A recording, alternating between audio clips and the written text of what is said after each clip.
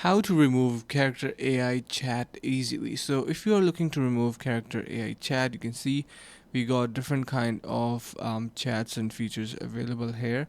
Now you can go and chat with many of these models, or you can create your own character.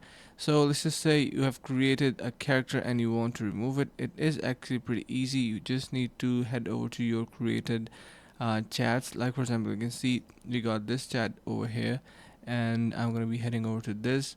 And if I chat with this particular model, let's just type in here hi, and it is sent. So you can see we have this history option on the right side. We can head over to that, and we can simply click on these three dots, and you can see we have archived history there. And now what are we going to do is simply wait for the response. So our chat is basically activated, and hold on a bit until it is basically doing its job. You can also use these three options to edit a message and do different kind of stuff. But yeah, from the history section you can choose to remove the chat as well using this archive option, and then finally delete it. So basically it is pretty easy.